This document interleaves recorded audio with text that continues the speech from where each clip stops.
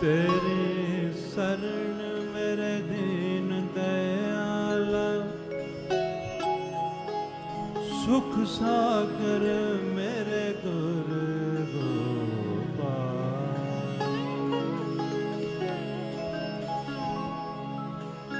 कर कृपा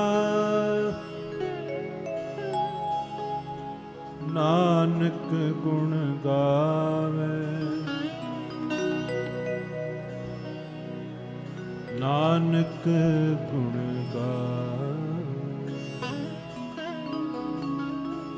ओ नानक गुण गावे।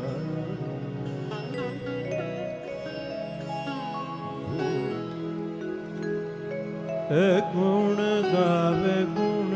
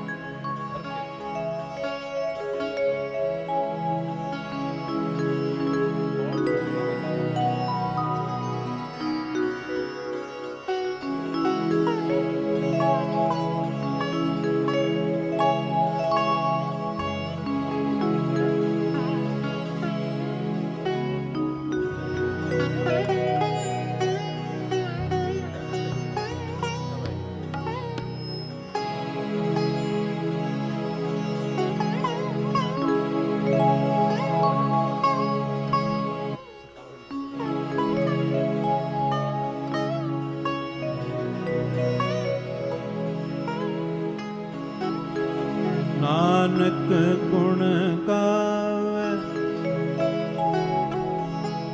हो गुण गुण गावे।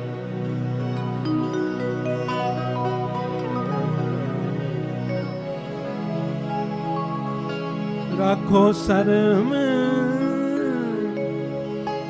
आषाढ़ी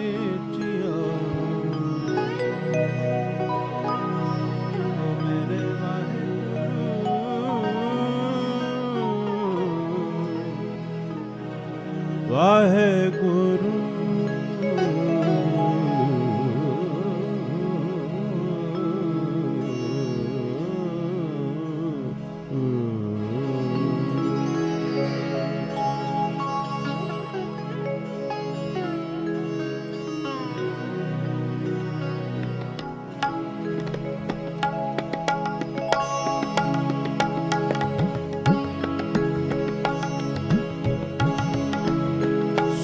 जन ऐसा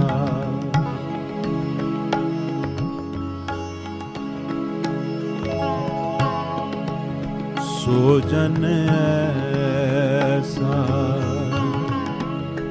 सोजन ऐसा मैं मन पावे, मैं मन पावे। सोजन ऐसा, सोजन ऐसा, सोजन सोजन सोजन ऐसा, ऐसा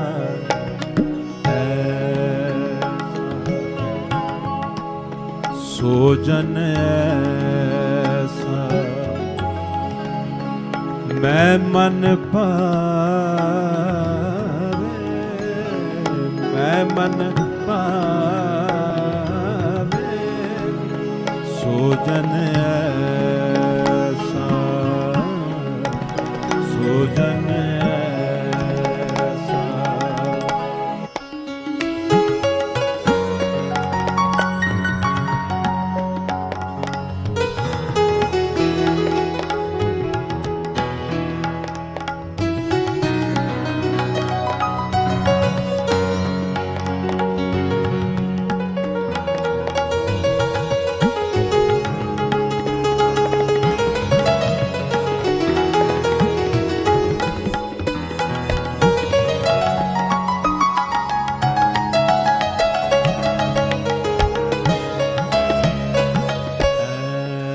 ऐसा सोजन ऐसा मैं मन पावे मैं मन पावे मैं मन पावे आप मार अपरंपर राता आप मार अपरंपर राता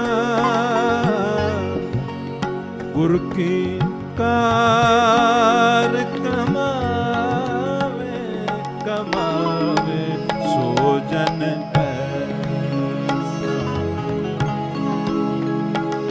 मैं मन भावे सोजन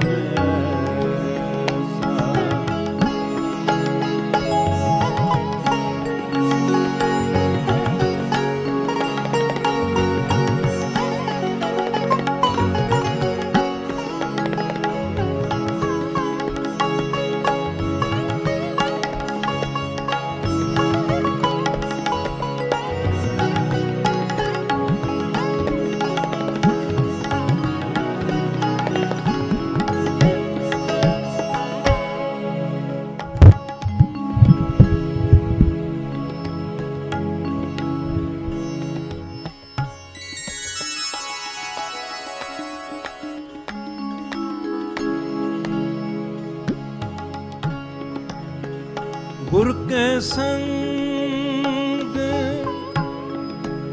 रहे दिन राती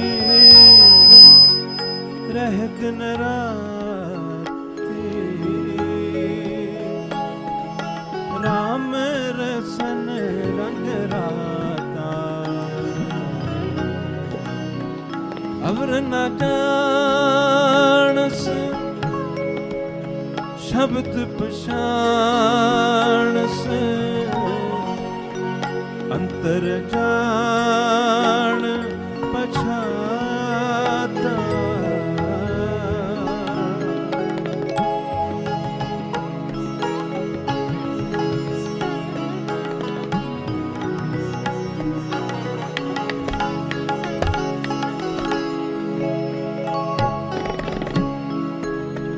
अंतर बाहर पुरख निरंजन आद पुरख आदेशो घट घट अंतर सर्ब निरंतर रव रे सच बेसो सोजन ऐसा मैं मन पावे सोजन ऐसा सोजन ऐसा मैं मन पावे सोजन ऐसा मैं मन पावे सोजन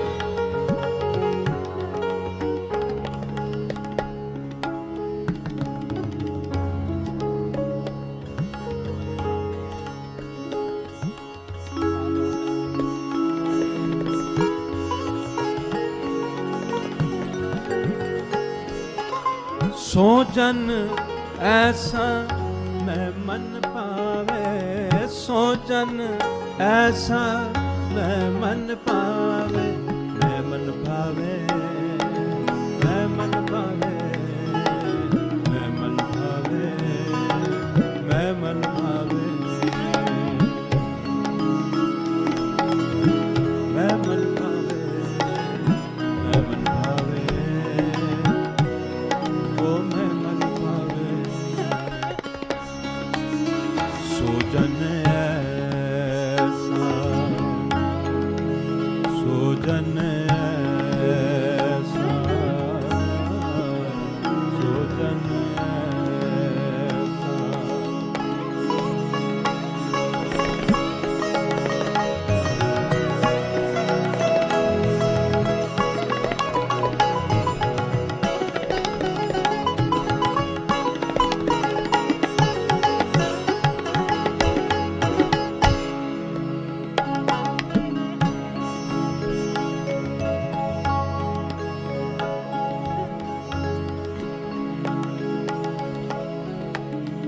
साच रते सच अमृत जेवा, मिथ्या मैल न राई। देना मारे मामा देना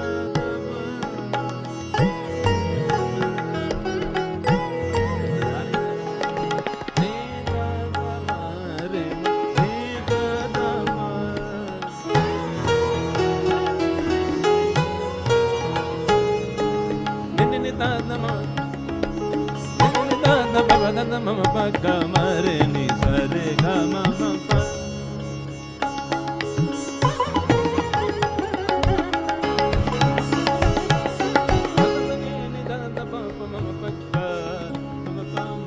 Mama pa mama ga ma pa ni ni pa pa mama pa ga ma pa pa.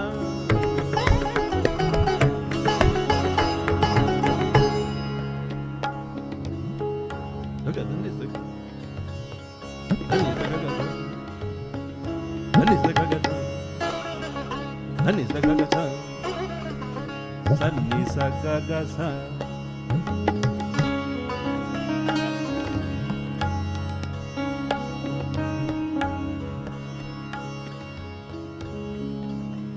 Dhani sa ga ga sa, dhani sa ga ga sa, dhani sa ga ga sa.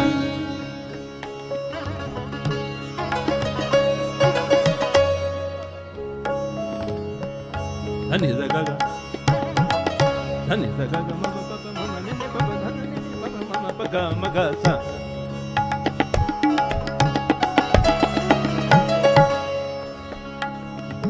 Ga sa ma ma ga pa ma ma ni ni pa pa dhani ni pa pa ma ga ma ga ni.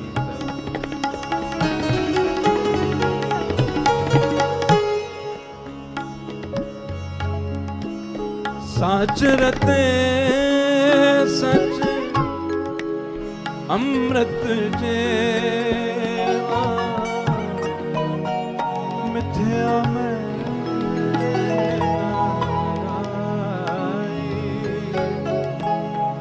निर्मल नाम अमृत रस चाखे, शब्द रते पद पाए,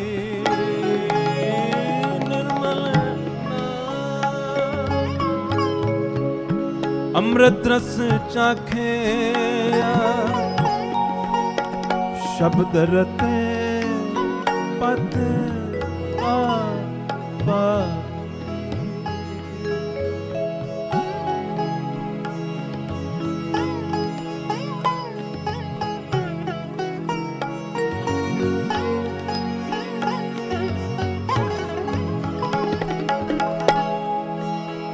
गुणी गुणी मिल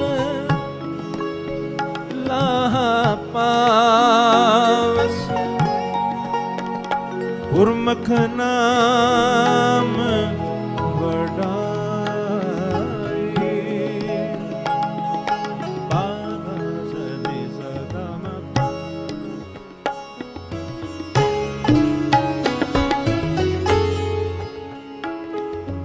ga sa ni sa ga ma pa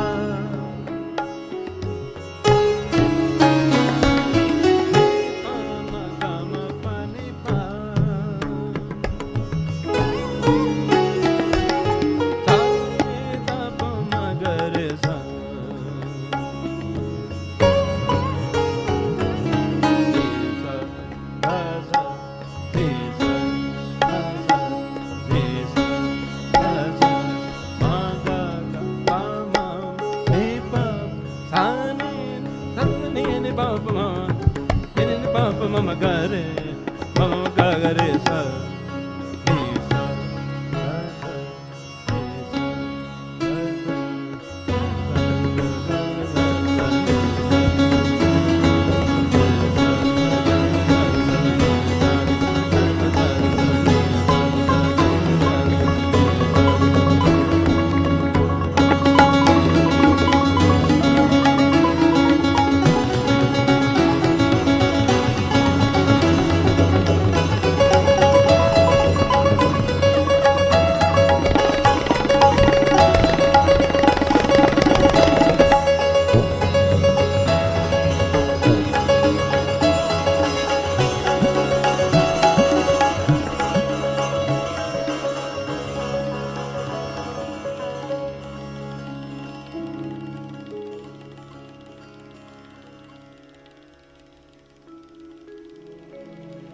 गुणी गुणी लाहा पावस गुरमुख नाम वडाई गुणी गुणी मिल लाहा पावस गुरमुख नाम बड़ाई सगले दुख मिटे गुरु सेवा मिटे गुरु सेवा सगले दुख मिटे गुरु सेवा नानक नाम सखाई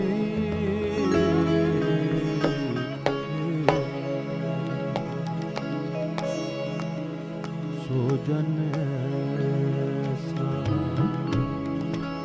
सोजन सोजन ऐसा मैं मन भावे सोजन सोजन सोजन सो सोजन सोजन ऐसा मैं मन भावे सोजन ऐसा मैं मन भावे सोजन ऐसा मैं सोजन ऐसा मैं मन भावे भावे सोजन मैं मन भावे मैं मन भावे सोजन सोजन सोजन ऐसा मैं मन भावे मैं मन भावे मैं मन भावे सोजन सोजन ऐसा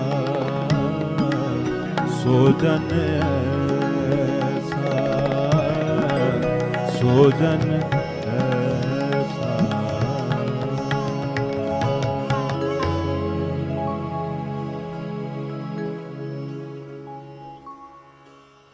गुरु बाबा जी दे पवित्र चरण कमलां दी गुरु ग्रंथ साहिब महाराज ਦੀ ਪਵਿੱਤਰ ਹਜ਼ੂਰੀ ਵਿੱਚ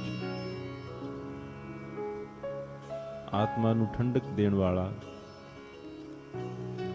ਮਨ ਨੂੰ ਸ਼ਾਂਤੀ ਦੇਣ ਵਾਲਾ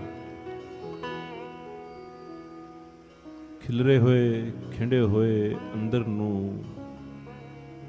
ਟਿਕਾਓ ਔਰ ਇਕਾਗਰਤਾ ਵਿੱਚ ਲਿਆਉਣ ਵਾਲਾ ਰੱਬੀ ਤੋਹਫਾ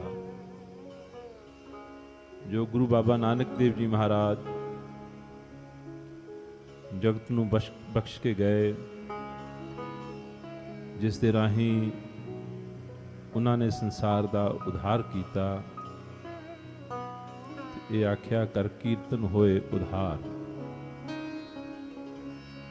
कर कीर्तन होए उद्धार। कहते कीर्तन करन नाल ही तेरा उद्धार हो जाएगा। पर कीर्तन उदों हुंदा है जदों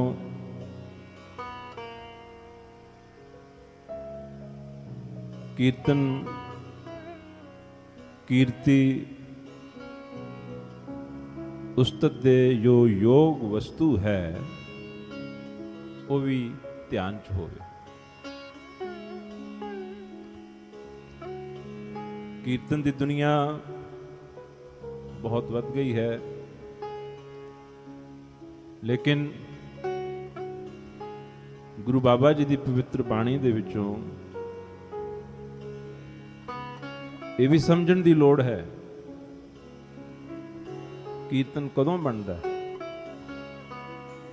कीर्तन का साफ लफ्ज़ां का भाव जो निकलता है वो है कीर्ति, उस्तत, महिमा, वडियाई।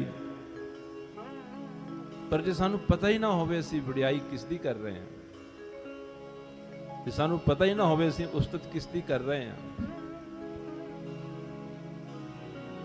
और जिसदी उस्तत कर रहे होइए वो ख्याल च ना होवे, ध्यान च ना होवे, तो वो उस्तत फिर किवें होएगी। ये तो गल ठीक है, गुरु जी कहते हैं कर कीर्तन होए उद्धार, पर उस सिफतां दा जो सागर है, गुणां दा जो अमुख खजाना है, वडियाइयां दा जो भंडार है, जो असीम है, अमाप है, अतोल है, अगोचर है, अमूल्य है, अकह है, अकथनीय है, जिसके प्रति गुरु बाबा जी नानक देव जी महाराज आखते हैं गुण गोबिंद ना जानिए माए, क्या कर आंख वखाणिए माए, अनडीठा किछ कहन न जाए। कहते ऐ मेरी मां एक एक्सप्रेशन है, कहन दा एक ढंग है कि उस गोबिंद दे गुण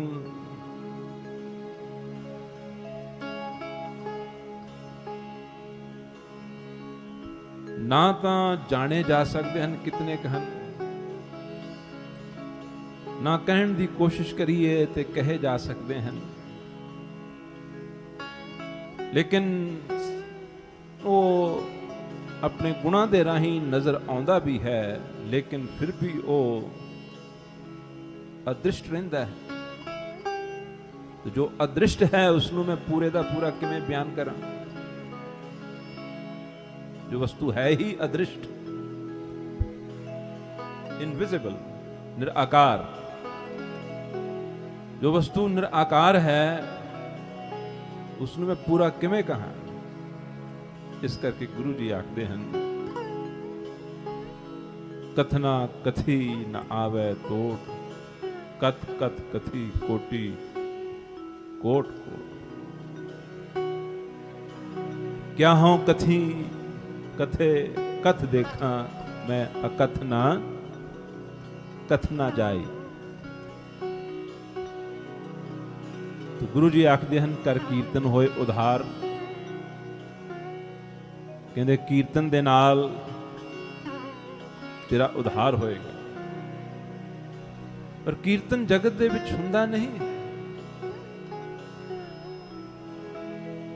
कीर्तन संसार दे विच बहुत दुर्लभ वस्तु है, बहुत अमूल्य वस्तु है। क्योंकि उस्तत दे जो योग है, जिसकी उस्तति करनी है या की जा रही है, जे उसका कोई अनुभव नहीं, जे उसका कोई एक्सपीरियंस नहीं, जे उसकी कोई झलक नहीं मिली हुई, तो फिर उसकी उस्तत किमें हो सकती, किमें हो सकती? सिंपल लॉजिक सबना दे समझ आंदा होएगा। जिस चीज का कोई अनुभव ना हो, कोई एक्सपीरियंस ना हो,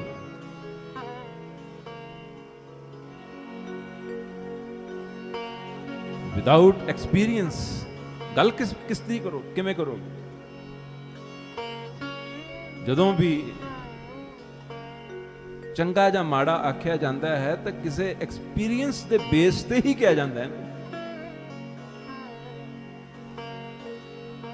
ਆਈਦਰ ਗੁੱਡ ਔਰ ਬੈਡ, ਪਰ ਦੋਨਾਂ ਦੇ ਪਿੱਛੇ ਕੋਈ ਨਾ ਕੋਈ ਐਕਸਪੀਰੀਅੰਸ ਤੇ ਹੋਏਗਾ।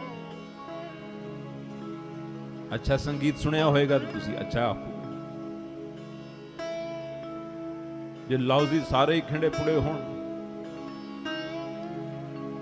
ਇੱਕ ਤਾਲ ਔਰ ਇੱਕ ਸੁਰ ਤੇ ਨਾ ਆ ਰਹੇ ਹੋਣ, ਤੇ ਉਹ ਜੋ ਐਕਸਪੀਰੀਅੰਸ ਹੈ ਫਿਰ ਸੁਣਨ ਵਾਲੇ ਉਹ ਕਹਿਣ।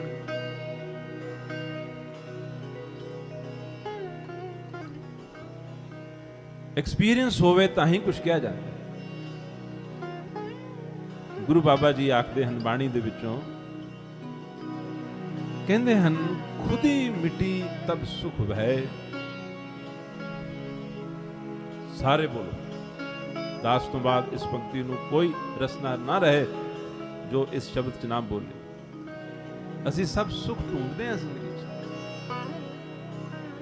ਸੁਖ ਲੱਭਦੇ ਹਾਂ, ਸੁਖ ਹੈ ਨਹੀਂ।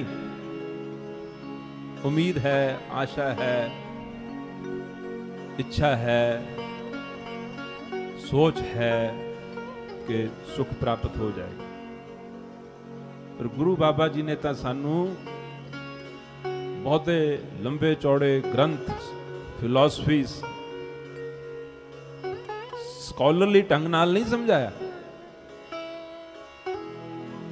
किमें समझाया है? सारे सुन भी लो, बोल भी लो और याद भी कर लो। यही भक्ति हुंदी है, यही नाम हुंदा है, यही कीर्तन हुंदा है, यही प्रेम हुंदा है।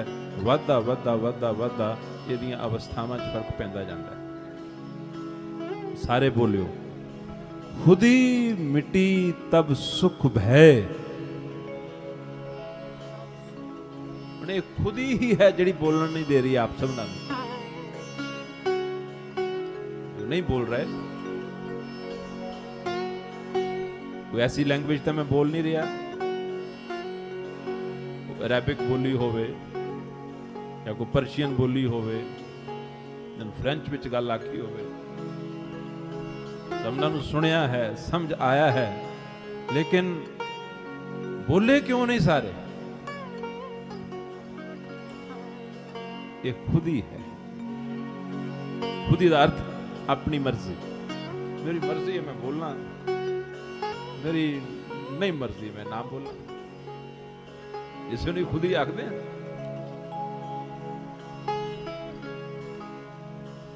ਗੁਰੂ ਜੀ ਕਹਿੰਦੇ ਹਨ ਅਗਰ ਸੁਖ ਚਾਹੁੰਦੇ ਹੋ ਤਾਂ ਪਹਿਲਾ ਤਾਂ ਰਾਜ਼ ਆ ਹੈ,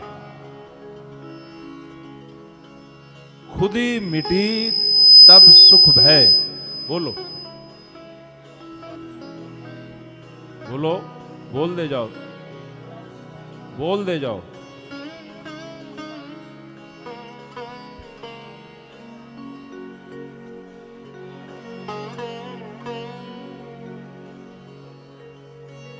ਜਾਨ ਨਾਲ, ਸੱਤਿਆ ਨਾਲ ਬੋਲੋ।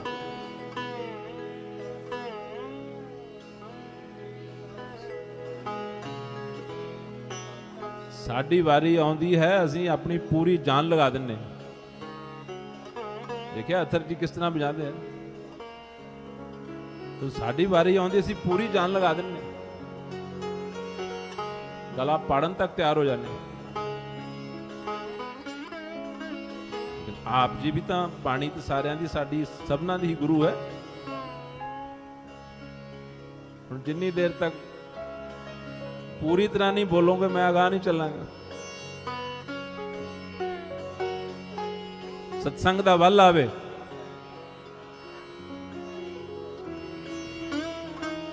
ਹੁਣ ਆਵਾਜ਼ ਨਿਕਲਣੀ ਸ਼ੁਰੂ ਹੋ ਰਹੀ ਹੈ। ਪਹਿਲਾਂ ਕਿੱਥੇ ਗਈ ਸੀ?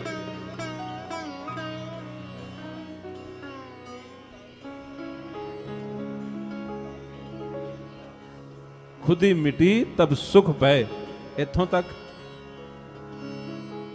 इदों अगे कह के सारी गल ही संपूर्ण करती है, कमाल करती है। मन तन भय अरोग,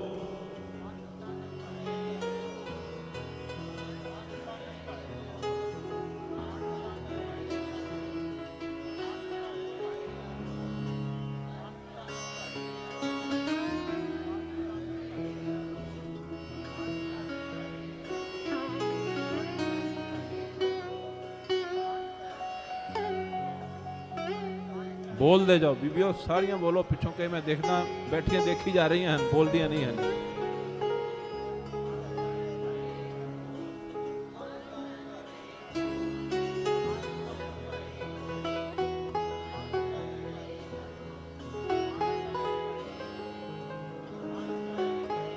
तीन चीज़ां गुरु जी ने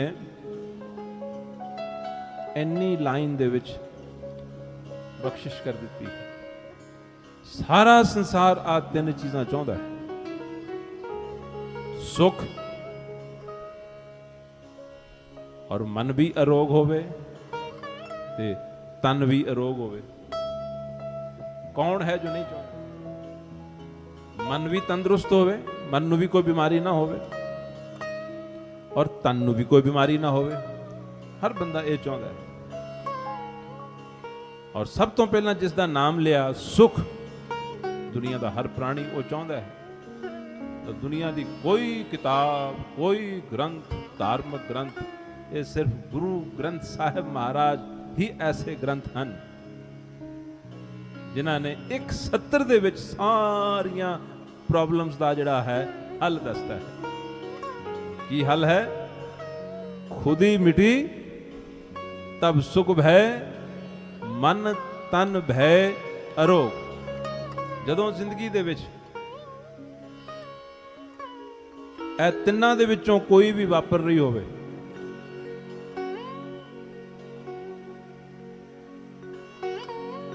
ਅਗਰ ਸੁਖ ਨਾ ਲੱਭ ਰਿਹਾ ਹੋਵੇ,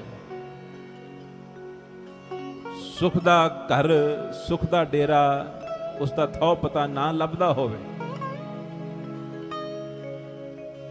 ਉਦੋਂ ਮਨ ਦੇ ਵਿੱਚ ये याद करना कि दुखी करने वाली चीज मैनू ये मेरी खुद ही, दुखी करने वाली ये खुद ही। खुद ही मिटन का भाव यह है कि तू है वाहो तेरी रजाए। तू है वाहो तेरी रजाए। सारे बोलो,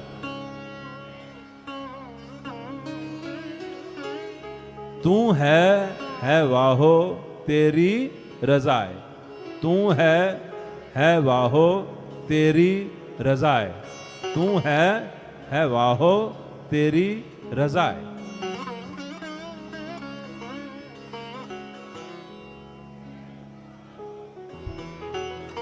इस मनुखा देही दे विच आके कोई ऐसी वस्तु नहीं जिहड़ी साडे वस च होवे।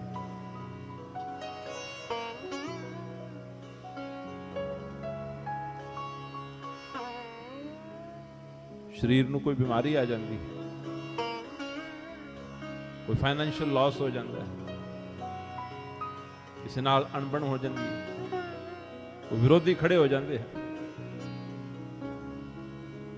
इन्हां सारियां चीज़ां दा कोई हल नहीं, ये होणियां संसार दे विच। किते खुशी, किते गमी। गुरु जी ने लिखिया ना बाणी दे विच, को मुआ कांके घर गावन को रोवै को हस हस पावन। जग दी रचना ऐसी है, किसी दे घर दे विच कहंदे मृतक होई है ते किसी दे घर दे विच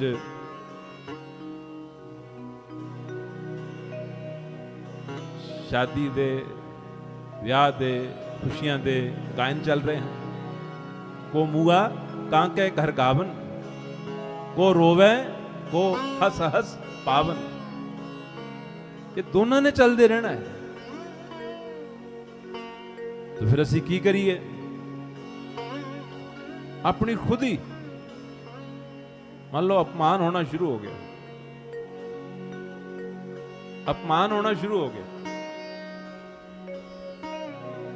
किसी की जुबान फड़ सकते भी तू ना कहे इतना, किसी के ख्याल बदल सकते हैं कि मेरे लिए इतना ना सोच। तो तकलीफ किसनू हो रही है? तकलीफ किसनू हुंदी है? हत्थां नूं हुंदी है या लत्तां पैरां नूं हुंदी है या ढिड नूं हुंदी है? तकलीफ किसनू हुंदी है? इस खुद ही नूं हुंदी है, हों नूं हुंदी है, मैं नूं हुंदी है। जिहड़ा परमार्थ दा पांधी है, आत्मक रस्ते ते चलण वाला है, उसने इसे राज नूं समझना है कि मैनू सताउण वाली, मैनू परेशान करने वाली, मैनू दुखी करने वाली, मैनू उदास करने वाली बाहरली कोई चीज नहीं है। मेरे अंदर एक बला बैठी है। गुरु बाबा जी ने अपने शब्द, अपने वचन च आख्या है, कहंदे कमाई करदियां, नाम जपदियां, शब्द दे द्वारा मन नूं मारदियां मारदियां वैसे एक काम करते बहुत घट है। अगर ये गल मैं अपने लफ्ज़ां नूं फिर बाणी दी मोहर ना लगावां तो ਉਹਦੇ ਵਿੱਚ एक तो हों पाई जाएगी। मैं एक आखदा हाँ कि बहुत घट करते हैं।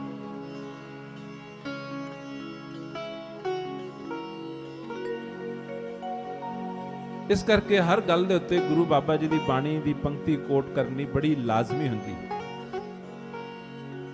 गुरु जी कहंदे हन, गुर ते मन मारिया, शब्द विचारिया ते विरले संसार। संसार दे विचों बहुत विरले लोग हन जिन्हां ने गुरुआं दी सिक्ख्या ते सुनी, पर बेअंत हन सिक्ख्या सुन के अमल नहीं करते। पर कहते कोई विरले विरले हन जिहड़े इस सिक्ख्या दे नाल अपने मन नूं मार लेंदे, यानी अपनी हों नूं मार लेंदे हन।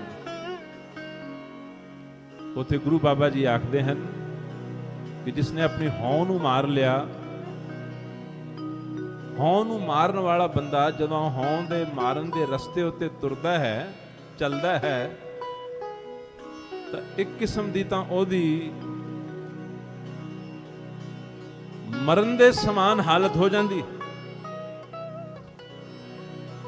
मरण दे समान हालत हो जाती है जदों हों नूं मारन दे कोई राह ते चलदा है। हों नूं मारन दे राह उत्ते चलना ये खाला जी दा वाड़ा नहीं, ये बच्चियां दी खेड नहीं, ये सिर्फ गल्लां बातां दी गल नहीं। हों नूं मारन दे रस्ते उत्ते तुरना ही तां गुरु बाबा जी दे घर दे विच दाखल होना है। उन्होंने क्या नहीं, पहला मरण कबूल, जीवन की छड़ आस, हो सबना की रेणका, तो आओ हमारे पास। एक बचन च होर, जो जीवन मरना जाने, जो जीवन मरना जाने, कहते जो जींदा जी मरना जानदा होवे किवें मरना है, किवें मरना है, इसनूं कहंदे ए आउंदा होवे जो जीवन मरना जाने, सो पंच, कहंदे ओ पंच है, भाव सब तो उत्तम इंसान है, सिरमौर है, श्रोमणी है, इलीट है, सो पंच सैल सुख माने। कहंदे ओ महान पंच जिहड़ा है व्यक्ति कहते पहाड़ जिड्डा सुख मानेगा। कौन? जो जीवन मरना जाने, जीवन मरना जाने। संसार ਅਸੀਂ बहुत कुछ जानते हाँ, सीखते हाँ, अनेकों किस्म की कला सीखते हाँ, लेकिन एक ऐसी कला है जिसका नाम है जिउंदिया मरना। जो जीवन मरना जाने सो पंच सैल सुख माने। परंतु जदों इस जीवन मरण दे राह उत्ते, हौं नूं मारन दे राह उत्ते असीं तुरदे हाँ, तां ओह सचमुच ही मरण दे समान हुंदा। सच्चे पातशाह सतगुरु साहिब श्री गुरु अमरदास जी महाराज कुड़मा दे घर दे विच लड़के वाले हन। कुड़मा दे घर दे विच गुरु अंगद देव जी महाराज नूं अपना गुरुदेव धारण करन तो बाद फिर रिश्तेदारी खत्म कर दी। उस तो बाद फिर ओ काल कमाई की थी। एक दिन वो भी आ गया कि ओ सच्चे पातशाह नूं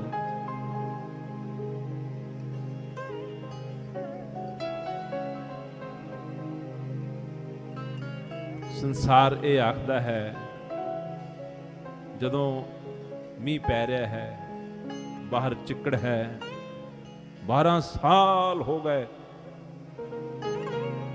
दरिया ब्यास तो गागर जल्दी भर के गुरु अंगद देव जी महाराज का इशनान कराउण दे लई जल लैके आउंदे सन 12 साल लगातार। और एक दिन वो आया अखीरला, जदों मीह इतना है, चिकड़ इतना है, अंधेरा इतना है, ठंड इतनी है, नजर कुछ नहीं आता, पैर अटक गया खड्डी दे विच, गिर गए। गिरन दी आवाज आई, लेकिन गागर थले नहीं गिरन दी। अंदरों आवाज आई, ये कौन है? तो जुलाही आखदी है कि ये होर कौन होना है, ये वही है अमरू जिन्हों दुनिया ते कोई थां नहीं है, जिसका कोई टिकाणा नहीं है, जिहड़ा कुड़मा दियां रोटियां ते पल रहा है। ये सुनना पिया ना, सानू तो माड़ी जी गल सुननी पै जाए, साडे चेहरिਆਂ ਦੀਆਂ हवाइयां उड़ ਜਾਂਦੀਆਂ। 2-2 3-3 दिन साडा रोटी खाण ਨੂੰ दिल नहीं करता। ये साडी दशा है। रो रो के ਅਸੀਂ बेहाल कर लेने, अपना हालों बेहाल हो जाने। लेकिन देखो उस आत्मा ਨੂੰ जो पातशाह दी पातशाह है, जो खुद परमेश्वर दा रूप बन चुकी है, इस संसार दे जीव उसनू ये आखदे हैं कि ये निथावा है, ये नियासरा है। उदों आखदे चलिए मैं निथावा किवें होया, जिसनू गुरु चरना च थां मिली हुई होवे, जिसनू गुरु चरना च थां मिली हुई होवे, वो निथावा किवें होया, वो नियासरा किवें होया, जिसनू अपने मुर्शद दे कदमां दे विच पनाह मिली हुई होवे, अपने सतगुरु गुरुदेव दे चरनां दे विच जगह मिली हुई होवे, वो निथावा किवें होया, वो नियासरा किवें होया, वो निकरा किवें होया। कहण दा भाव तां ये है कि जदों हौं नूं मारन दे रस्ते उत्ते तुरना है, तो वो रस्ता मरण दे समान है। और सिੱਖੀ शुरू उत्थों हुंदी, उत्थों ही शुरू हुंदी है और उत्थे ही आरंभ हो जाती, खत्म हुंदी। तो ये जिहड़ी हौं है, गुरु जी आखदे हन जदों अंदरों मर गई, तो गुरु जी आखदे हन मैं नहीं मरिया, मेरे अंदरों एक बला मर गई। हौं ना मुआ मेरी मुई बलाए। सारे आखो हौ ना मुआ मेरी मुई बुलाए, हौ ना मुआ मेरी मुई बुलाए।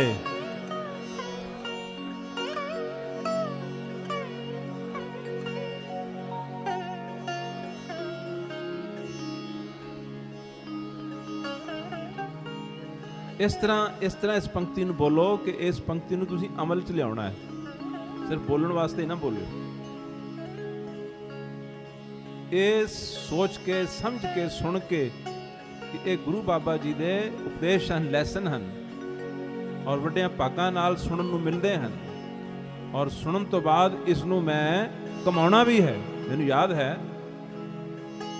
USA ਦੇ ਵਿੱਚ ਇੱਕ ਬਹੁਤ ਵੱਡੇ ਸਾਈਕੋਲੋਜਿਸਟ ਹਨ, ਇਸ ਬੜੀ ਤਕੜੀ ਯੂਨੀਵਰਸਿਟੀ ਦੇ ਉਹ ਸਾਈਕੋਲੋਜੀ ਦੇ ਹੈਡ ਆਫ ਡਿਪਾਰਟਮੈਂਟ ਹਨ। ਇੱਕ ਦਿਨ ਬੈਠਿਆਂ ਗੱਲ ਚੱਲਦਿਆਂ ਦਾਸ ਨੂੰ ਆਖਣ ਲੱਗੇ, ਕਹਿੰਦੇ ਮੈਨੂੰ ਬੜਾ ਫਿਕਰ ਰਹਿੰਦਾ ਹੈ ਕਿ ਜੇ ਬੁਢੇਪੇ ਦੇ ਵਿੱਚ ਜਾ ਕੇ ਬੜੀਆਂ ਬੜੀਆਂ ਅਜੀਬ ਬਿਮਾਰੀਆਂ ਲੱਗਦੀਆਂ ਹਨ ਤੇ ਮੈਂ ਹਮੇਸ਼ਾ ਕਹਿੰਦੇ ਅੰਦਰੋਂ ਘਬਰਾਉਂਦਾ ਰਹਿਣਾ। ਮੈਂ ਕਿਹਾ ਦੇਖੋ ਤੁਸੀਂ ਸਾਈਕੋਲੋਜੀ ਦੇ ਡਿਪਾਰਟਮੈਂਟ ਦੇ ਹੈੱਡ ਹੋ ਤੇ ਇਹ ਮਾਨਸਿਕ ਰੋਗਾਂ ਦਾ ਤੁਸੀਂ ਇਲਾਜ ਕਰਦੇ ਹੋ, ਤੁਹਾਨੂੰ ਹਾਲੇ ਤੱਕ ਤਾਂ ਕੁਝ ਵੀ ਨਹੀਂ ਹੋਇਆ ਪਰ ਕਈ ਸਾਰੀਆਂ ਬਿਮਾਰੀਆਂ ਦੇ ਨਾਂ ਲੈਤੇ, ਕਿਤੇ ਆ ਨਾ ਹੋ ਜਾਏ, ਕਿਤੇ ਆ ਨਾ ਹੋ ਜਾਏ, ਕਿਤੇ ਆ ਨਾ ਹੋ ਜਾਏ।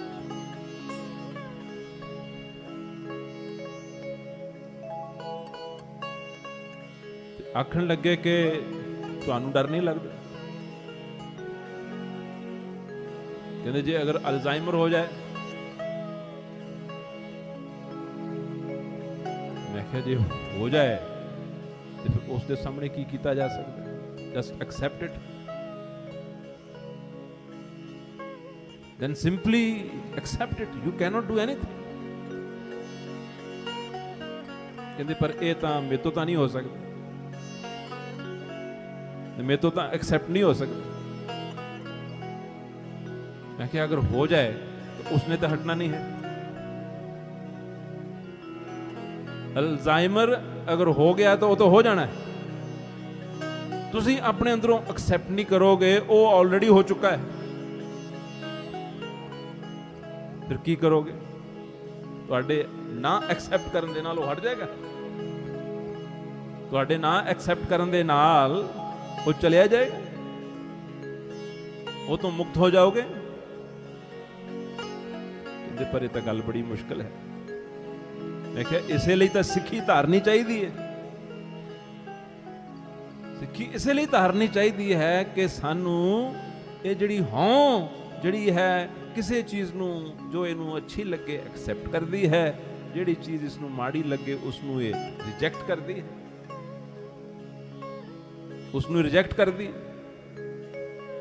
ਸਿੱਖੀ ਇਸੇ ਲਈ ਧਾਰਨ ਕਰਨੀ ਚਾਹੀਦੀ ਹੈ, ਗੁਰੂ ਇਸੇ ਲਈ ਧਾਰਨ ਕਰਨਾ ਚਾਹੀਦਾ ਹੈ ਕਿ ਗੁਰੂ ਧਾਰਨ ਕਰਨ ਤੋਂ ਬਾਅਦ ਜੋ ਸਭ ਤੋਂ ਵੱਡਾ ਸਬਕ ਸਾਨੂੰ ਸਿੱਖਣ ਨੂੰ ਮਿਲਣਾ ਹੈ ਉਹ ਇਹ ਹੈ ਕਿ ਤੂੰ ਹੈ ਵਾਹੋ ਤੇਰੀ ਰਜ਼ਾ ਹੈ, ਤੇਰੀ ਰਜ਼ਾ ਹੈ ਔਰ ਉਸ ਦੇ ਵਿੱਚ ਕੋਈ ਰੋੜਾ ਨਹੀਂ ਅਟਕਾਇਆ ਜਾ ਸਕਦਾ।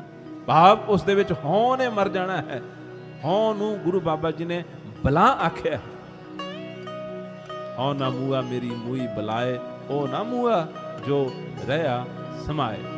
ਇਹ ਜਦੋਂ ਹਉ ਖਤਮ ਹੋ ਗਈ, ਹਉ ਨੂੰ ਮਾਰਨ ਵਾਲੇ ਰਸਤੇ ਉੱਤੇ ਤੁਰ ਪਏ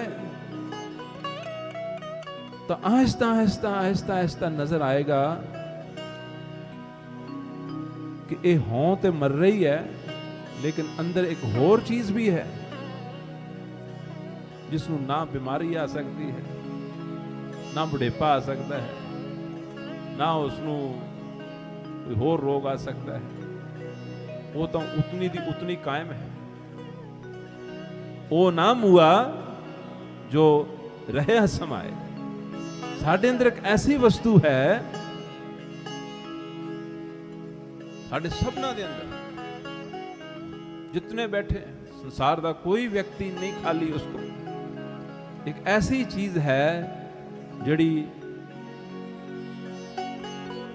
ਨਾ ਜੰਮਦੀ ਹੈ, ਨਾ ਮਰਦੀ ਹੈ, ਨਾ ਦੁਖੀ ਹੁੰਦੀ ਹੈ, ਨਾ ਅਸ਼ਾਂਤ ਹੁੰਦੀ ਹੈ, ਨਾ ਚਿੰਤਾਤਰ ਹੁੰਦੀ ਹੈ, ਨਾ ਘਬਰਾਉਂਦੀ ਹੈ, ਨਾ ਡਰਦੀ ਹੈ, ਨਾ ਫਿਕਰਮੰਦ ਹੁੰਦੀ, ਨਾ ਪਰੇਸ਼ਾਨ ਹੁੰਦੀ ਹੈ, ਨਾ ਉਹ ਨਿਰਧਨ ਹੁੰਦੀ ਹੈ, ਨਾ ਉਹ ਧਨੀ ਹੁੰਦੀ ਹੈ, ਨਾ ਜਵਾਨ ਹੁੰਦੀ ਹੈ, ਨਾ ਉਹ ਬੁੱਢੀ ਹੁੰਦੀ ਹੈ। ਉਹ ਅਮਰ ਵਸਤੂ ਹੈ। ਗੁਰੂ ਬਾਬਾ ਗੁਰੂ ਅਰਜਨ ਦੇਵ ਜੀ ਮਹਾਰਾਜ ਨੇ ਉਸ ਦੇ ਮੁਤਲਕ ਲਿਖਿਆ ਹੈ, ਨਾ ਉਹ ਮਰਤਾ ਨਾ ਹਮ ਦਰਿਆ, ਨਾ ਉਹ ਬਿਨਸੇ ਨਾ ਹਮ ਕੜਿਆ, ਨਾ ਉਹ निर्धन ना हम भूखे, ना उस दुख ना हमको दुखे, और न को मारन वारा, जियो हमारा जियो देन हारा। तो अपनी विचार इत्थों आरंभ हुई सी। खुद ही मिटी तब सुख भय मन तन भय अरोग। सुख मन और तन दा अरोगता दा जिहड़ा प्राप्त होना है वो सिर्फ इतनी गल दे विच है। कितनी गल दे विच? खुद ही मिटी। बाबा फरीद जी ने इसनूं एक होर ढंग नाल आखता, कहंदे फरीदा बुरे दा भला कर, गुस्सा मन ना हंडाए। क्योंकि ये भी खुद ही नूं ही गुस्सा आउंदा है। देखो गुरु अमरदास जी महाराज दे लत मारी गुरु अंगद देव जी महाराज दे साहिबजादे ने, आप सारे जानते हो सक। तीसरे पातशाह तीसरे सतगुरु गुरु अमरदास जी महाराज दे लत मारी दूसरे पातशाह दे साहिबजादे ने। फिर की होना चाहिए? सुभाविक तौर पे आम तौर पे रिएक्शन की हुंदा है? गुस्सा आउंदा है। आउंदा जां नहीं आउंदा? साडे को लत मारदा है तो चुप करके बैठांगे? मोरियों दो मारांगे। ਉਹਦਾ ਜਵਾਬ ਦਿਆਂਗੇ। ਬਾਬਾ ਜੀ ਦੇ ਲੱਤ ਮਾਰੀ, ਹੋਣਾ ਤਾਂ ਚਾਹੀਦਾ ਸੀ ਗੁੱਸਾ, लेकिन एग्जैक्टली जो बाबा फरीद जी ने लिखिया है गुरु अमरदास जी महाराज के जीवन दे विच ओ प्रत्यक्ष नजर आउंदा। बाबा फरीद जी ने यही लिखिया ना, बुरे दा भला कर। जे किते उस बुरे दा बुरा करना चाहुंदे ते एक लफ्ज दे नाल उसनूं, एक बोल दे नाल उसनूं खत्म कर सकदे। एक बोल दे नाल, चलो बोल ना ही बोल दे, अंदरों ही फुर ना करन दे, तां भी उसकी सजा दे सकते थे। लेकिन ये नहीं की। गुस्सा मन ना हंडाए ते ना मन दे अंदर कोई गुस्सा लिया। ये दो उपदेश कोई इंसान अपनी जिंदगी च कमाए तो इसका अर्थ भी खुद ही नूं मिटाना ही है। ये भी खुद ही नूं मिटाउण दे सबक ही हन। बुरे दा भला कर, गुस्सा मन ना हंडाए। साध संगत जी, ये दो गल्लां दे उत्ते पहरा देना, ये दो गल्लां उत्ते अमल करना भी मरण दे समान है। जिंदगी च कई किस्म के हालात पैदा हो सकते हैं, कई किस्म दी सिचुएशंस पैदा हो सकती हैं, लेकिन किसी किस्म की सिचुएशन भी होवे लेकिन मन च गुस्सा ना होना, रंजिश ना होनी, गिला ना होना, ये मरण दे समान नहीं है। तो भाव उस व्यक्ति ने अपनी खुद ही नूं मार लिया हुआ है।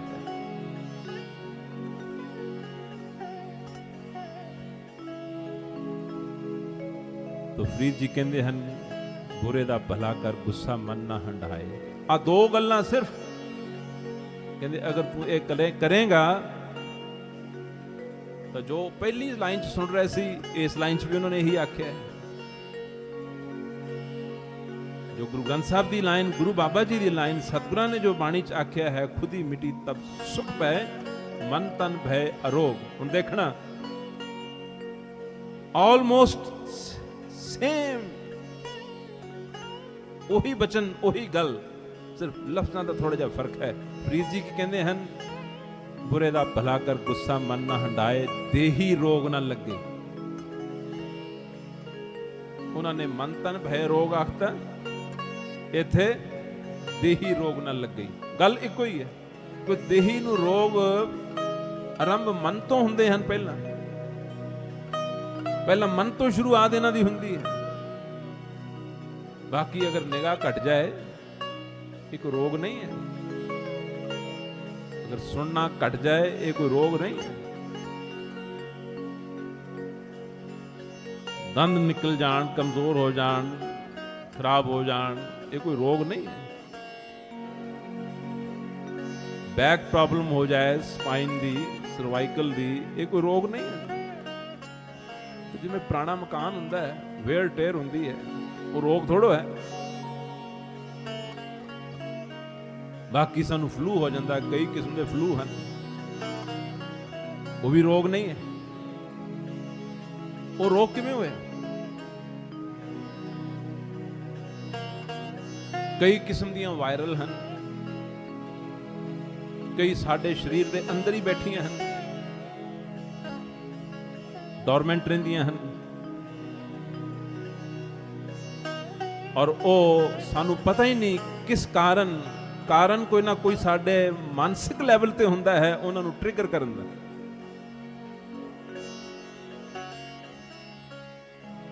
ਮਾਨਸਿਕ ਲੈਵਲ ਦੇ ਉੱਤੇ ਕਾਰਨ ਹੁੰਦਾ ਹੈ ਉਹ ਜਿਹੜੀਆਂ ਅੰਦਰ ਵਾਇਰਸਿਸ ਬੈਠੀਆਂ ਹਨ ਉਹਨਾਂ ਨੂੰ ਟ੍ਰਿਗਰ ਕਰਨ ਦਾ।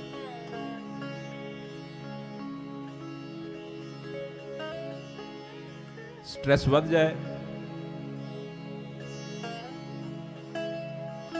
ਅਸੀਂ ਨਹੀਂ ਜਾਣਦੇ ਉਸ ਦੇ ਨਾਲ ਕਿਸ ਕਿਸਮ ਦੀ ਕੋਈ ਨਾ ਕੋਈ ਅੰਦਰ ਜਿਹੜੀ ਬੈਠੀ ਹੋਈ ਵਾਇਰਸ ਹੈ ਉਹ ਐਕਟਿਵ ਹੋ ਸਕਦੀ ਹੈ, ਜਸਟ ਸਟ੍ਰੈਸ ਵੱਧ ਜਾਣ ਦੇ ਨਾਲ। ਉਹ ਜੋ ਫਿਰ ਸ਼ੁਰੂ ਹੋਇਆ ਉਹ ਮਨ ਕਰਕੇ ਹੀ ਹੋਇਆ ਨਾ। ਬਾਬਾ ਫਰੀਦ ਜੀ ਨੇ ਆਖਿਆ ਦੇਹੀ ਰੋਗ ਨਾ ਲੱਗਈ, ਪੱਲੇ ਸਭ ਕੁਝ ਪਾਏ। ਕਹਿੰਦੇ ਸਭ ਕੁਝ ਤੇਰੇ ਪੱਲੇ 'ਚ ਪੈ ਜਾਏਗਾ, ਸਭ ਕੁਝ ਤੇਰੇ ਪੱਲੇ ਪੈ ਜਾਏਗਾ, ਪਰ ਤੂੰ ਸਿਰਫ ਇਤਨਾ ਕਰਨਾ ਹੈ ਕਿ ਬੁਰੇ ਦਾ ਭਲਾ ਕਰ, ਗੁੱਸਾ ਮਨ ਨਾ ਹੰਢਾਏ।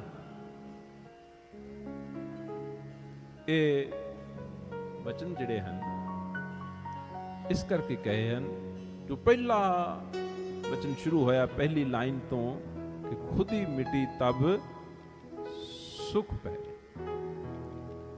ਖੁਦ ਹੀ ਮਿਟੀ ਤਬ ਸੁਖ ਭੈ, ਮਨ ਤਨ ਭੈ ਅਰੋਗ। ਤੇ ਖੁਦ ਹੀ ਨੂੰ ਕਿਵੇਂ ਮਿਟਾਇਆ ਜਾਏ?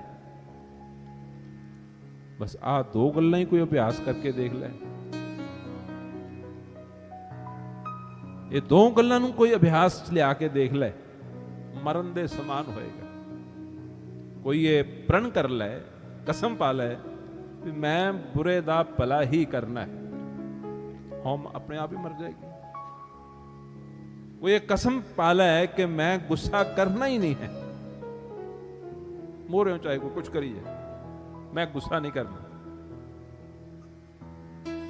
सारे जवाब दो, ये आसान गल है। अगर अज असीं इत्थे बैठ के निर्णय ले ली कि मैं जिंदगी च कदे गुस्सा नहीं करना, सुनो और जवाब दो इस गल का, कोई आसान जी गल है? अज इसका प्रण अगर करना चाहिए कि अज तो बाद कुछ हो जाए मैं गुस्सा नहीं करना, सौखी जी गल है, मरण दे समान है। अगर असीं अज ये प्रण लेना चाहिए कि मैं मेरे ना कोई बुरा भी करेगा तो उसका भला करना है, ले सकते हैं प्रण सारी जिंदगी लिए। ये सतपुरुष साधु महात्मा ਉਹਨਾਂ ਦਾ ਹੀ ਕੰਮ, ਜਿਨ੍ਹਾਂ ਨੂੰ ਅਸੀਂ ਪੂਜਦੇ ਹਾਂ, ਮੰਨਦੇ ਹਾਂ। ਬਸ ਉਹਨਾਂ ਨੇ ਆਪਣੇ ਮਨ ਇਸ ਤਰ੍ਹਾਂ ਜਿੱਤੇ ਹੋਏ ਸਨ, ਇਸ ਦੇ ਨਾਲ ਖੁਦ ਹੀ ਮਿਟ ਜਾਂਦੀ ਹੈ। ਖੁਦ ਹੀ ਮਿਟੀ ਤਬ ਸੁਖ ਭੈ, ਮਨ ਤਨ ਭੈ ਅਰੋਗ। ਅਗਲੀ ਲਾਈਨ, ਨਾਨਕ ਦ੍ਰਿਸ਼ਟੀ ਆਇਆ ਉਸਤਤ ਕਰਨੇ ਜੋਗ। ਕਹਿੰਦੇ ਆ ਜਦੋਂ ਪਹਿਲੀ ਬਲਾ ਜਿਹੜੀ ਖੁਦੀ ਹੈ ਇਹ ਮਿਟੇਗੀ ਤਾਂ ਜਾ ਕੇ ਜੋ ਉਸਤਤ ਦੇ ਲਾਇਕ ਹੈ, ਉਸਤਤ ਦੇ ਯੋਗ ਹੈ, ਕੀਰਤੀ ਦੇ ਯੋਗ ਹੈ, ਉਸਨੇ ਨਜ਼ਰ 'ਚ ਦ੍ਰਿਸ਼ਟੀ 'ਚ ਤਾਂ ਆਉਣਾ ਹੈ। ਔਰ ਜਦੋਂ ਉਹ ਦ੍ਰਿਸ਼ਟੀ 'ਚ ਆ ਗਿਆ, ਉਹ ਦ੍ਰਿਸ਼ਟੀ 'ਚ ਆ ਗਿਆ, ਫਿਰ ਤੁਸੀਂ ਜਿੱਥੇ ਵੀ ਹੋ, ਜੋ ਵੀ ਕਰ ਰਹੇ ਹੋ, ਉਹ ਕੀਰਤਨ ਹੀ ਕੀਰਤਨ। ਆਪਣੇ ਕਮਰੇ 'ਚ ਚੁੱਪ ਕਰਕੇ ਉਹ ਉਸਤਤ ਦੇ ਜੋ ਯੋਗ ਹੈ, ਅਗਰ ਉਸ ਦਾ ਅਨੁਭਵ ਹੋਣਾ ਸ਼ੁਰੂ ਹੋ ਗਿਆ, ਫਿਰ ਜ਼ਿੰਦਗੀ 'ਚ ਉਸਤਤ ਤੋਂ ਬਿਨਾ ਹੋਰ ਕੁਝ ਹੋ ਹੀ ਨਹੀਂ ਸਕਦਾ। ਉਸਤਤ ਕੋਈ ਉਹ ਹੀ ਨਹੀਂ ਹੁੰਦੀ ਕਿ ਜਿਹੜੀ ਬਹੁਤ ਰੌਲਾ ਪਾ ਕੇ ਕੀਤੀ ਜਾਏ।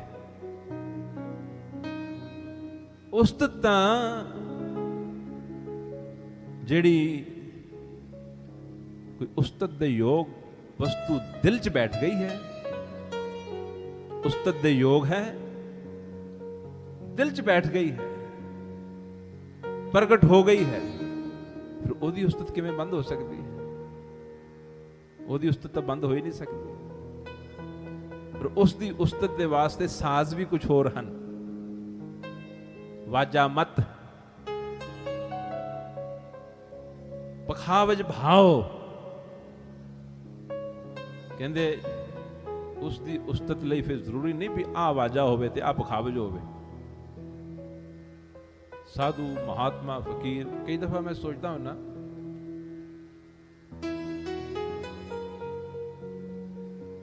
ਭਗਤ ਧੰਨਾ ਜੀ ਤਾਂ ਬਿਲਕੁਲ ਹੀ ਅਨਪੜ੍ਹ ਸਨ। ਕਿਤਨਾ ਸਿੱਧਾ ਸਾਦਾ ਭੋਲਾ ਸਿੱਧਾ ਸੁਭਾਅ ਸੀ ਕਿ ਤਰਲੋਚਨ ਨੇ ਪੱਥਰ ਪਕੜਾ ਦਿੱਤਾ। ਉਹ ਗਲੇ ਪੈ ਗਏ ਕਿ ਮੈਨੂੰ ਵੀ ਦੱਸ ਭਗਵਾਨ ਦੀ ਪੂਜਾ ਕਿਵੇਂ ਕਰੀਦੀ ਹੈ। ਉਹਨੂੰ ਸੋਚਿਆ ਇਹ ਜੱਟਾਂ ਜ਼ਿਮੀਂਦਾਰਾਂ ਦਾ ਲੜਕਾ ਹੈ, ਇਹਨੂੰ ਪੂਜਾ ਇਹਨੂੰ ਕਿੱਥੇ ਕਰਨੀ ਆਏਗੀ, ਇਹ ਅਨਪੜ੍ਹ ਹੈ, ਇਹਨੂੰ ਪੜ੍ਹਨਾ ਲਿਖਣਾ ਆਉਂਦਾ ਨਹੀਂ ਹੈ, ਇਹ ਪੂਜਾ ਕਿਵੇਂ ਕਰ ਸਕੇਗਾ। ਉਹਨੂੰ ਗਲੋਂ ਲਾਉਣ ਦੇ ਵਾਸਤੇ ਉਹਨੂੰ ਇੱਕ ਪੱਥਰ ਉਠਾ ਕੇ ਦਿੱਤਾ। ਕਹਿੰਦੇ ਲੈ ਆ ਭਗਵਾਨ ਹੈ ਔਰ ਇਸ ਦੀ ਪੂਜਾ ਕਰਿਆ ਕਰੀ। ਕਹਿੰਦਾ ਕਿਵੇਂ? ਆਪ ਪ੍ਰਸ਼ਾਦਾ ਛਕਣ ਤੋਂ ਪਹਿਲਾਂ ਇਸ ਨੂੰ ਛਕਾਉਣਾ ਹੈ, ਇਸ ਨੂੰ ਭੋਗ ਲਵਾਉਣਾ ਹੈ। ਉਹ ਤਾਂ ਸਾਖੀ ਆਪਨੇ ਸਾਰੀ ਸੁਣੀ, ਮੈਂ ਉਹ ਨਹੀਂ ਸੁਣਾਣੀ, ਪਰ ਉਧਰ ਸਮਾਂ ਜ਼ਿਆਦਾ ਲੱਗੇਗਾ। ਲੇਕਿਨ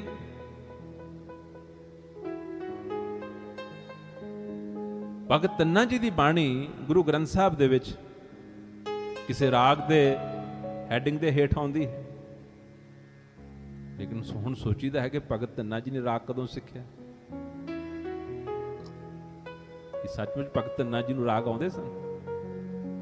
ਕਿ ਸੱਚਮੁੱਚ ਰਵਿਦਾਸ ਜੀ ਨੇ ਰਾਗ ਸਿੱਖੇ ਸਨ? ਜਿਸ ਬੰਦੇ ਦਾ ਕੰਮ ਹੀ ਜੁੱਤੀਆਂ ਗੰਢਣ ਦਾ ਹੋਵੇ, ਉਹਨੂੰ ਰਾਗ ਸਿੱਖਣ ਦਾ ਮੌਕਾ ਕਿੱਥੇ ਮਿਲੇਗਾ? ਜਿਹੜੇ ਰਾਗ ਦੇ ਸੰਗੀਤ ਕਲਾ ਦੇ ਤਨੰਤਰ ਵਿਦਵਾਨ ਗੁਣੀ ਲੋਕ ਹੁੰਦੇ ਆ, ਉਹਨਾਂ ਨੂੰ ਤਾਂ ਮਿਲਣਾ ਹੀ ਬੜਾ ਮੁਸ਼ਕਲ ਹੁੰਦਾ ਹੈ। ਉਹਨਾਂ ਨੂੰ ਤਾਂ ਮਿਲਣਾ ਹੀ ਬੜਾ ਮੁਸ਼ਕਲ ਹੁੰਦਾ ਹੈ। ਫਿਰ ਉਹਨਾਂ ਤੋਂ ਗੁਣ ਹਾਸਲ ਕਰਨਾ ਉਹ ਵੀ ਮਰਨ ਦੇ ਸਮਾਨ ਹੁੰਦਾ ਹੈ। ਪੁਰਾਣੇ ਸਮਿਆਂ ਦੇ ਵਿੱਚ ਕੋਈ ਫੀਸ ਤਾਂ ਹੁੰਦੀ ਨਹੀਂ ਸੀ। ਪੁਰਾਣੇ ਸਮਿਆਂ ਦੇ ਵਿੱਚ ਤਾਂ ਐਸੀਆਂ ਵਿਦਿਆਵਾਂ ਸਿੱਖਣ ਲਈ ਸ਼ਿਸ਼ ਜੋ ਹਨ, ਉਹ ਆਪਣੇ ਉਸਤਾਦ ਦੀ ਸ਼ਰਨ ਦੇ ਵਿੱਚ ਜਾ ਕੇ ਸੇਵਾ ਕਰਕੇ ਉਸ ਤੋਂ ਸਿੱਖਦੇ ਸਨ, ਖਿਦਮਤ ਕਰਕੇ ਸਿੱਖਦੇ ਸਨ, ਉਹਦੀ ਚਾਕਰੀ ਕਰਦੇ ਸਨ, ਗੁਲਾਮ ਬਣ ਜਾਂਦੇ ਸਨ। ਹੁਣ ਰਵਿਦਾਸ ਜੀ ਨੂੰ ਕਿੰਨਾ ਕੁ ਟਾਈਮ ਮਿਲਿਆ ਹੋਏਗਾ? ਉਹਨਾਂ ਦਾ ਤਾਂ ਕਾਰੋਬਾਰ ਹੀ ਜੁੱਤੀਆਂ ਗੰਢ ਕੇ ਆਪਣਾ ਰੁਜ਼ਗਾਰ ਚਲਾਉਣ ਦਾ ਸੀ। ਕਦੋਂ ਟਾਈਮ ਮਿਲਿਆ ਹੋਏਗਾ? ਇਹ ਅਸੀਂ ਖੁਦ ਆਪਣੇ ਅੰਦਰ, ਮੈਂ ਇਹਦਾ ਕੋਈ ਜਵਾਬ ਨਹੀਂ ਦੇ ਰਿਹਾ ਕਿ ਉਹਨਾਂ ਨੂੰ ਉਹਨੇ ਸਿੱਖਿਆ ਜਾਂ ਨਹੀਂ ਸਿੱਖਿਆ। ਪੁਆਇੰਟ ਇਹ ਹੈ ਕਿ ਭਗਤ ਰਵਿਦਾਸ ਜੀ ਦੇ ਜਿਹੜੀ ਜੀਵਨ ਦੇ ਵਿੱਚ ਜਿਹੜੀ ਕੀਰਤੀ, ਵਾਹਿਗੁਰੂ ਦੀ ਉਸਤਤ, ਵਾਹਿਗੁਰੂ ਦੀ ਸ਼ਲਾਘਾ ਜਿਹੜੀ ਹੈ, ਉਹ ਕਿਵੇਂ ਹੋਈ? ਉਹਨਾਂ ਨੇ ਖੁਦ ਹੀ ਨੂੰ ਮਾਰ ਲਿਆ। ਖੁਦ ਹੀ ਨੂੰ ਮਾਰਨ ਤੋਂ ਬਾਅਦ ਫਿਰ ਉਹਨਾਂ ਨੇ ਬਚਨ ਉਚਾਰੇ, ਮਿਲਤ ਪਿਆਰੋ ਪ੍ਰਾਨਨਾਥ, ਕਵਨ ਭਗਤ ਤੇ ਸਾਧ ਸੰਗਤ ਪਾਈ ਪਰਮ ਗਤੀ। ਕਹਿੰਦੇ ਸਾਧ ਸੰਗਤ ਦੇ ਦੁਆਰਾ ਮੈਂ ਪਰਮ ਗਤੀ ਪ੍ਰਾਪਤ ਕਰ ਲਈ ਹੈ। ਉਸ ਪਰਮ ਗਤੀ ਪ੍ਰਾਪਤ ਕਰਨ ਤੋਂ ਪਹਿਲਾਂ ਉਹ ਕੋਈ ਜੋ ਸੰਗੀਤ ਵਿਦਿਆ ਦੇ ਜੋ ਪੰਡਿਤ ਨਹੀਂ ਸਨ, ਵਿਦਵਾਨ ਨਹੀਂ ਸਨ, ਸ਼ਾਸਤਰੀ ਸੰਗੀਤ ਉਹਨਾਂ ਨੇ ਸਿੱਖਿਆ ਹੋਇਆ ਨਹੀਂ ਸੀ। फिर भगत रविदास जी कहते हैं, दारिद देख सबको हसे ऐसी दशा हमारी। कहते मेरी तो दशा ही इस तरह दी सी कि मेरा दलिद्र भाव गरीबी मुफलसी, मेरी गरीबी दलिद्र देख के सब मेरे उत्ते हसदे सन। ऐसे बंदे ने कदों राग सीखिया होएगा? राग दे विद्वान ऐसे बंदे नेड़े आउण दिंदे हैं? भगत रविदास जी कहते हैं, दारिद देख सबको हसे ऐसी दशा हमारी। कहते मेरा दलिद्र गरीबी देख के सब मेरे उत्ते हसदे सन, इस तरह दी मेरी दशा सी। पर हुण अष्ट दशा सिद्ध कर तले सब किरपा तुम्हारी। कहते हुण 9 निधियां 18 सिद्धियां मेरी तली दे उत्ते पईयां हन। ऐ प्रभु ये तेरी किरपा है, ये है उस्तत, ये है कीर्तन। तो अज दी विचार एक पंक्ति तो शुरू हुई, बस वो जिथों शुरू होती है फिर उत्थे ही सुरती मन लग जाता है। कुछ शब्द भी इसे विचार दे नाल ही बिल्कुल मेल खाण वाला सी। ये अत्यंत बस कमाल और विस्माद ही किया जा सकता है। इस शब्द नूं कल इसकी व्याख्या करांगे। सो जन ऐसा मैं मन पावे। गुरु जी कहते हैं पहला ये तो समझ लो उन्हां नूं की पाउंदा है, उन्हां नूं की चंगा लगता है, फिर स्टैप लेना शुरू करो, फिर चलोगे। पहला ये तो जान लो उन्हां नूं पसंद की है। साडे आपो अपने ख्याल विचार उन्हां जो मर्जी सोची जाओ, this is most important to find out कि उन्हां नूं की पसंद है। वो फिर दसते हैं, कहते सो जन ऐसा मैं मन पावे। कहते मैनू तां ओ जन, ओ सेवक, ओ दास, ओ सिख, ओ शिष्य पसंद है। सो जन ऐसा मैं मन भावे, मेरे मन नूं तां ओ भाउंदा है। कौन? आप मार, जिहड़ा अपने आपे नूं यानी अपनी हौं नूं, अपनी हौमे नूं, अपनी मैं नूं, अपनी खुदी नूं, अपने मन नूं, मन दियां इन्हां उडारियां नूं, अपने सुभावां नूं, इन्हां नूं जिहड़ा कहंदे मार सकदा होवे, फिर अपरंपर राता अते हर वक्त सुरती ध्यान करके जो वो अपरंपर है, जिसका कोई किनारा नहीं है, जिसकी कोई हद नहीं है, उस दे ध्यान दे विच अंदर ही अंदर दिल दे विच उस दे ध्यान दे विच महब रहे, उस दे ध्यान दे विच लिवलीन रहे। सो जन ऐसा मैं मन भावे, आप मार अपरंपर राता गुरु की कार कमावे। गुरु दी कार, गुरु दा हुक्म निभावे। हुक्म की है? आ दो गल्लां च ही आ गया। आप मार अपरंपर राता, अपनी हौं नूं मारे अते सर्व व्यापक अकाल पुरख वाहिगुरू दी जिहड़ी जोत है उस दे विच चित लगा के रखे। ये अभ्यास है। बाकी कल नूं इस शब्द की जिहड़ी है अगे दी विचार करांगे। हुण प्रेम नाल सारे इस पंक्ति नूं फिर सुनो, फिर कीर्तन की समाप्ति है। सो जन ऐसा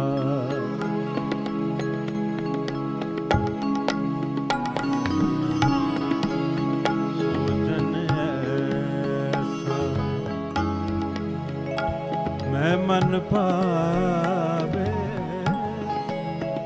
मैं मन पावे, सो जन ऐसा,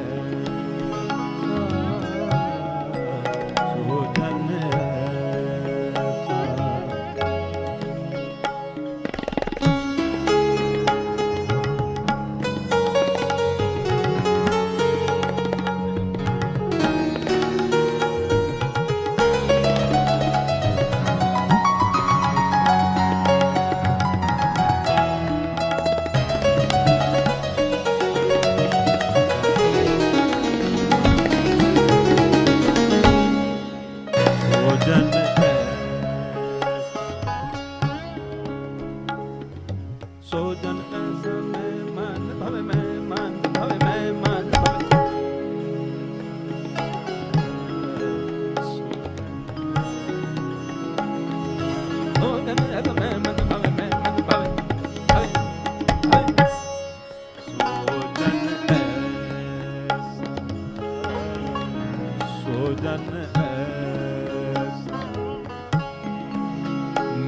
मन भावे, मैं मन भावे,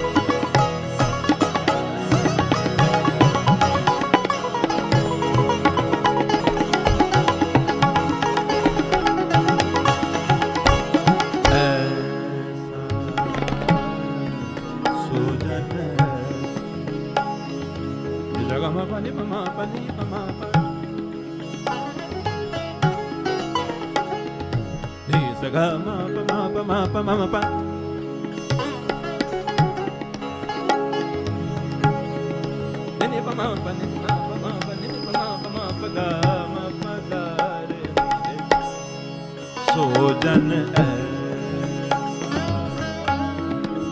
सोजन ऐसा, सारे गाओ, सोजन ऐसा, सोजन ऐसा, ओ मैं मन भावे,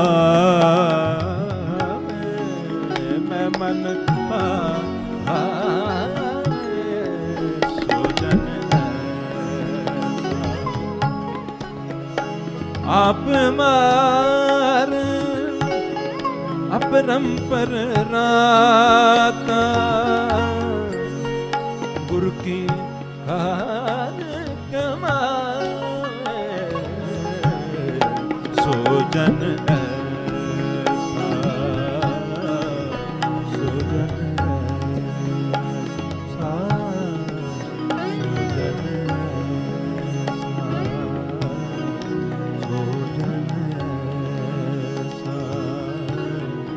सोजन, सोजन, सोजन।